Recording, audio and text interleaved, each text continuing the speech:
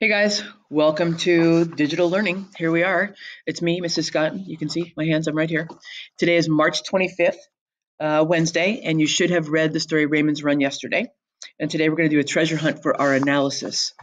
Remember, if you have this packet, we're looking for allusion, which is a reference to something in literature, art, or dialect. It's a reference to the way people speak from different regions. And so first,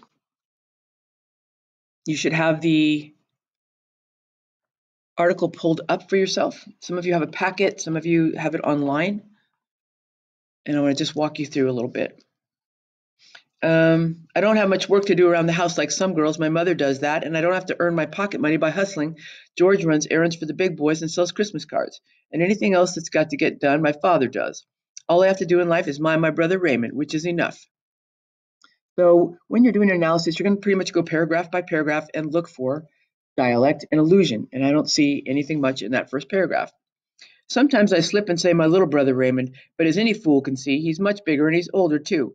But a lot of people call him my little brother because he needs looking after because he's not quite right. And a lot of smart mouths got lots to say about that too, especially when George was minding him.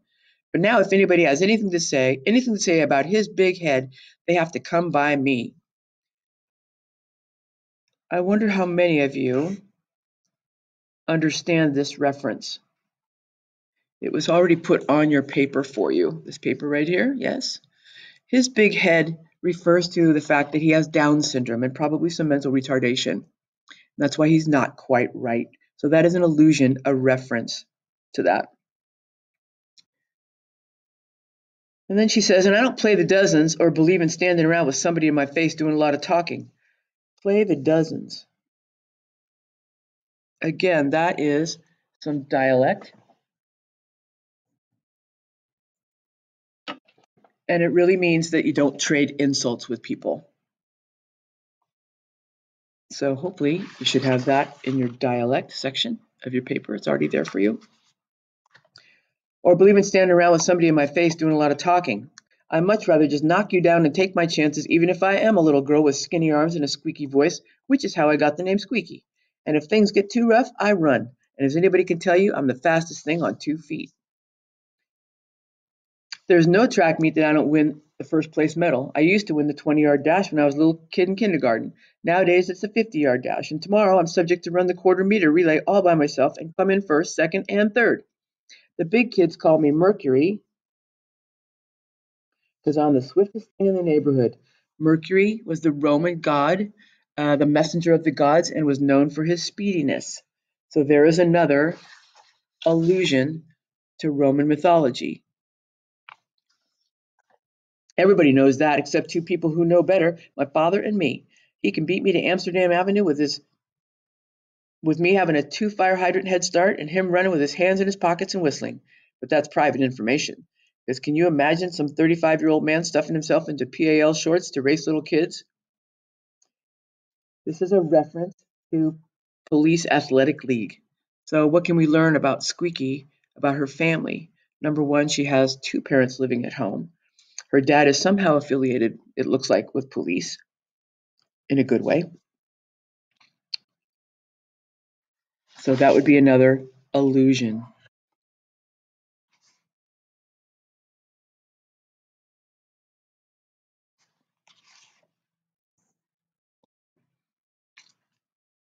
So far as everyone's concerned, I'm the fastest, and that goes for Gretchen too, who has put out the tale that she is going to win the first place medal this year. Ridiculous. In the second place, she's got short legs. In the third place, she's got freckles. In the first place, no one could beat me, and that's all there is to it.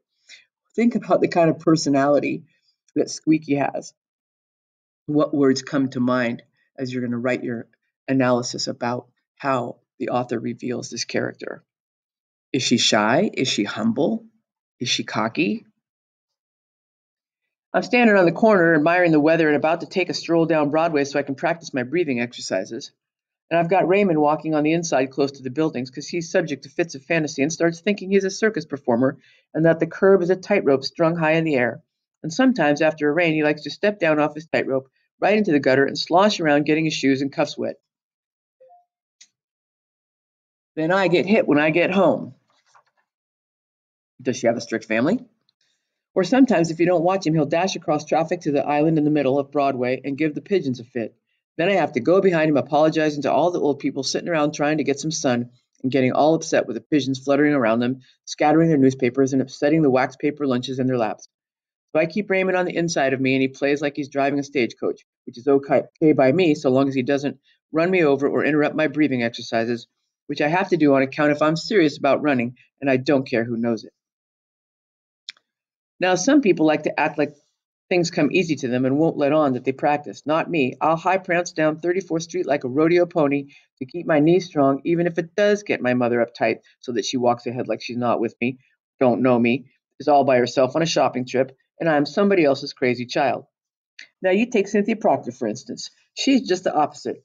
If there's a test tomorrow, she'll say something like, "Oh, I guess I'll play handball this afternoon or watch television tonight," just to let you know she ain't thinking about the test. Or like last week when she won the spelling bee for the millionth time. "A good thing you got received, Squeaky, because I would have got it wrong. I completely forgot about the spelling bee." And she'll clutch the lace on her blouse like it was a narrow escape. Oh, brother. But of course, when I pass her house on my early morning trots around the block, she is practicing the scales on the piano over and over and over and over. Then in music class, she always lets herself get bumped around so she accidentally falls on purpose onto the piano stool and is so surprised herself to find herself sitting there that she decides just for fun to try out the old keys. And what do you know? Chopin's waltzes just spring out of her fingertips like she's the most surprised thing in the world. Do you know who Chopin is? A very famous composer. So that is a reference to Chopin. And yes, it's Chopin. It's not Chopin, just so you know. I'm going to go a little bit farther with you, but then you're going to have to do the rest on your own because we've done this before. So, a regular prodigy, which means I think you know that word from the previous lesson. I could kill people like that. I stay up all night studying the words for the spelling bee, and you can see me any time of day practicing running. I never walk if I can trot, and shame on Raymond if he can't keep up. But of course he does, because if he hangs back, someone's liable to walk up to him and get smart, or take his allowance from him, or ask him where he got that great big pumpkin head. Again, that's a reference to Down syndrome. So I'm strolling down Broadway, breathing out and breathing in on counts of seven, which is my lucky number. And here comes Gretchen and her sidekicks, Mary Louise, who used to be a friend of mine when she first moved to Harlem from Baltimore and got beat up by everybody till I took up for her on account of her mother and my mother used to sing in the same choir when they were young girls. But people ain't grateful. So now she hangs out with the new girl Gretchen and talks about me like a dog. And Rosie, who is as fat as I am skinny and has a big mouth where Raymond is concerned, and is too stupid to know that there is not a big deal of difference between herself and Raymond and that she can't afford to throw stones. Anybody know this one? There's a saying that says people who live in glass houses shouldn't throw stones, meaning that if you aren't perfect, you shouldn't criticize other people. So it's a reference to she knows some stuff. So they're steady coming up Broadway, and I see right away that it's going to be one of those Dodge City scenes. Here's another illusion. What did I just say? Afford to throw stones?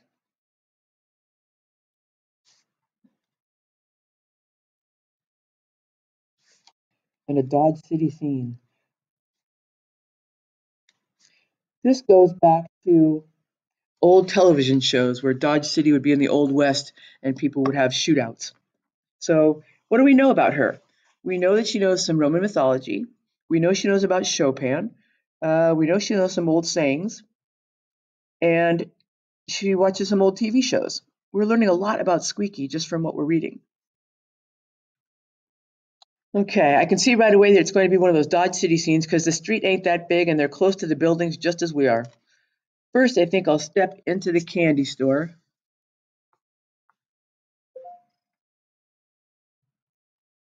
and look over the new comics and let them pass. But that's chicken, and I've got a reputation to consider. So then I think I'll just walk straight on through them or even over them if necessary. But as they get to me, they slow down. I'm ready to fight because, like I said, I don't feature a whole lot of chit chat. Here's some dialect for you.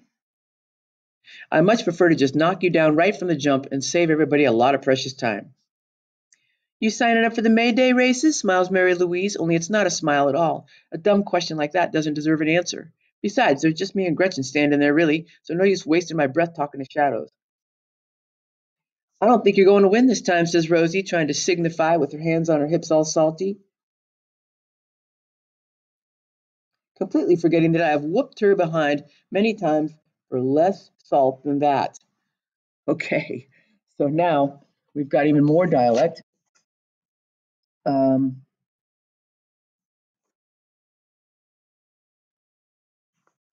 signifies is slang for acting boastful or trying to insult someone. And somebody less salt than that, they're talking about smart aleck remarks. So there's a lot more in here. Your job is to find everything you can. It would be great if you would take a picture of your worksheet, this one right here. After you've done, you don't have to worry about the notes part. Just forget that, okay? And post this on today's lesson as your assignment. Any questions, you can email your teacher or call us on Reminder or my Google number because we are here to help. You should be checking in every day, and we miss you. Talk to you next time. Bye.